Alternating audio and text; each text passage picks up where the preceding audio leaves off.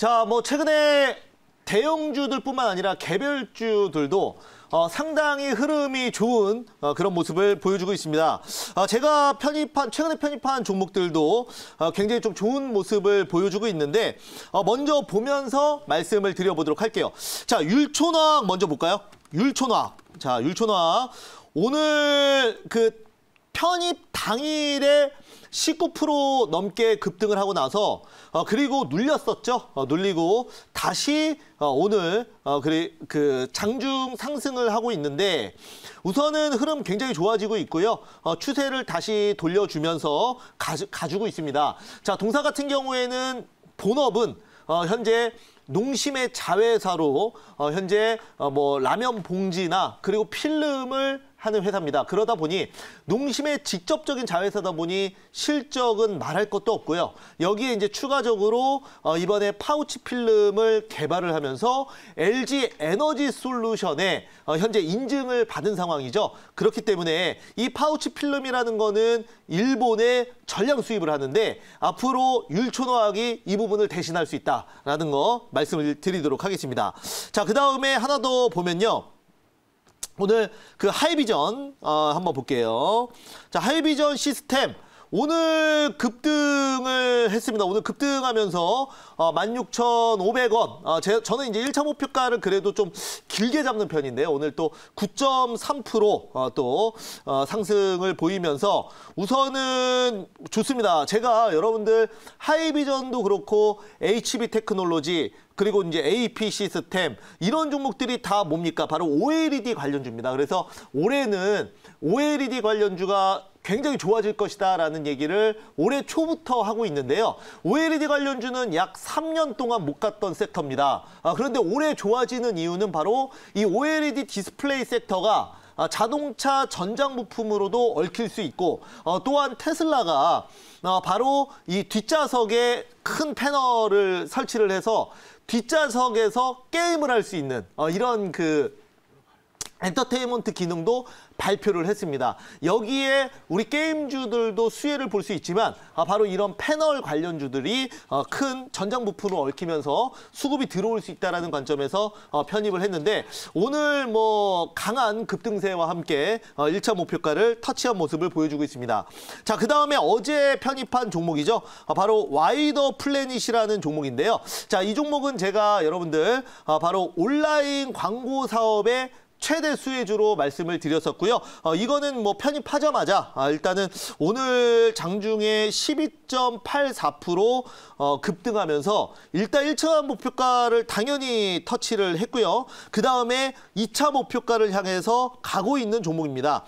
2차 목표가가 제가 24,000원을 설정을 해놨는데 오늘 장중에 2만 얼마입니까? 23,850원. 150원 모자라서 일단은 2차 목표가를 터치는 못했습니다만 조금만 더 힘을 내주면 1차뿐만 아니라 2차까지 모두 터치하는 결과를 나타낼 것이다 라고 말씀을 드려보도록 하겠습니다. 그래서 개별주들 요즘 흐름 좋습니다. 자, 그리고 오늘 제가 오늘장 한마디로 친환경 에너지 정책 드라이브 시작이라는 말씀을 드렸습니다. 그래서 국내에는 이미 작년부터 한국판 뉴딜, 그린 뉴딜 관련해서 지금 정부에서 굉장히 크게 드라이브를 걸고 있고요.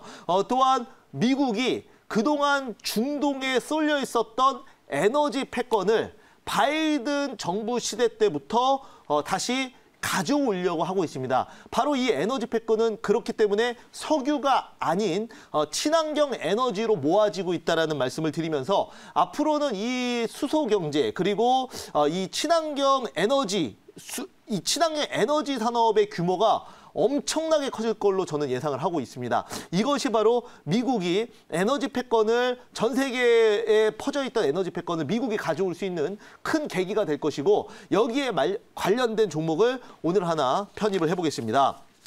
자, 그래서 오늘 제가 편입할 종목은요. 자, 이 종목은 여러분들이 이제는 고정관념을 깨셔야 됩니다. 제가 오늘 그 고정관념 깨드리겠습니다. 자, 오늘 제가 편입할 종목은 바로 현대로템이고요. 27,000원의 현재가 눌림목에서 편입을 하도록 하겠습니다. 자, 여러분들 제가 이걸 편입하면서 고정관념을 깨야 된다라고 말씀을 드렸는데요. 그 말이 바로 현대로템은 여러분들이 과거에는 단순히 그냥 남북 경협주로만 생각을 하셨을 겁니다.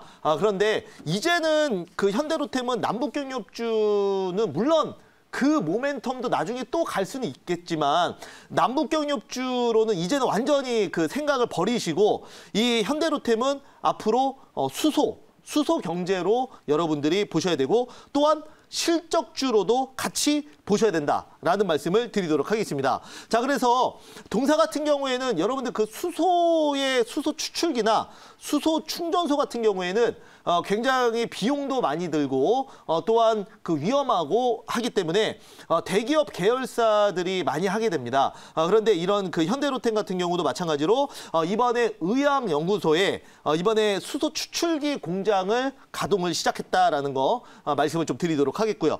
또한 실적주로도 볼 수 있는데 현대로템 같은 경우에는 최근에 무려 3년 만에 영업이익이 계속 적자가 나다가 이번에 영업이익이 137억으로 흑자 전환에 성공을 했습니다. 그렇기 때문에 지금 그 월봉상으로 보시면 예전에 45,500원까지 올라갔던 적이 있는데 이거는 그 남북경협주로 얽혀서 올라갔던 거고요. 지금은 거의 뭐 한 2년, 3년 동안 주가가 계속 조정을 보이다가 이제 바닥에서 턴어라운드 되는 그런 상황입니다. 그래서 제가 이제 저점에서 편입을 하는 겁니다. 뭐 이 정도 가격이라면 이미 남북경협에 대한 어떤 거품 그리고 그런 거는 이제 다 그 프리미엄은 빠졌고 이제 지금 바닥에서부터는 실적과 또한 수소로 볼 수 있는데 그리고 이번에 또 얘기가 나왔습니다. 바로 문재인 대통령께서 2025년까지 약 70조 원을 투자해서 고속철도와 간설철도망 여기에 대도시 이제 광역 신도시를 모두 연결하는 철도 사업에 더욱 속도를 내겠다라고 지금 정부에서 이미 밝힌 상황입니다. 자, 그래서 앞으로는 모든 도시가 일일 생활권으로 들어설 수 있다라는 거죠. 자, 그래서 여기에 관련돼서 한번 자료를 준비를 해봤는데요. 한번 보면서 말씀을 드려보도록 할게요. 자, 오늘은 이제 생쇼에서 저는 현대로템을 편입을 했고요. 자, 다음 사진을 보면 자, 이게 바로 지금 그 문재인 대통령께서 KTX 이음인데요. 이게 이제 수소 기반으로 가는 부분입니다. 그래서 앞으로 어떻게 보면 그 수소차가 지금은 현대에서 넥소, 그렇죠? 넥소도 벌써 출시한 지가 거의 3년이 다 돼가고 있습니다.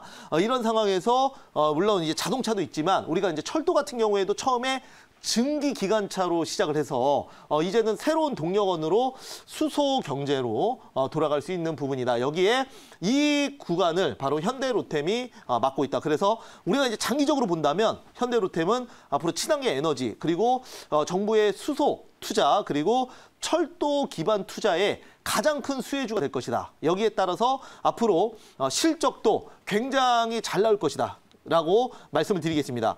자, 구체적으로 조금 그 디테일하게 지금 차트 흐름을 조금 보시면은 지금 그 현대로템은 1월 4일 날 장중에 16% 이상 급등하고 그 다음에 1월 5일 날도 23% 급등이 좀 나왔었습니다.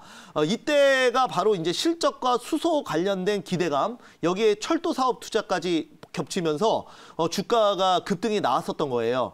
그리고 나서 약 한 달 동안 주가가 눌려있는 과정에서 이제 여기서 다시 추가 급등이 나올 거라고 보고 제가 눌림목에서 지금 사는 것이다. 제가 이제 항상 주식은 지금 급등하는 걸 따라가는 게 아니고 눌려 있을 때 항상 매수를 하거든요. 그래서 현대로템은 한 달 정도 그 기간 조정을 거쳤기 때문에 이제는 지금 1월 달 초반에 따라왔던 단기 매물들은 어느 정도 손절도 하고 좀 많이 소화가 됐다고 봅니다. 그래서 지금 자리에서 이제 가져간다면 여기서 다시 한번 전고점을 뚫어주는 2차 급등이 나와줄 수 있겠다라는 말씀을 드리면서 한번 같이 보도록 하겠습니다. 자, 그래서 또 하나만 더 말씀드리면 이번에 현대로템이 지금 연간 20대의 수소 추출기를 만들 수가 있는데 지금 현대로템이 수소 추출기 공장을 가동을 시작하면 이게 거의 넥소 기준으로 한 연간 85만 대를 충전할 수 있는 규모라고 합니다.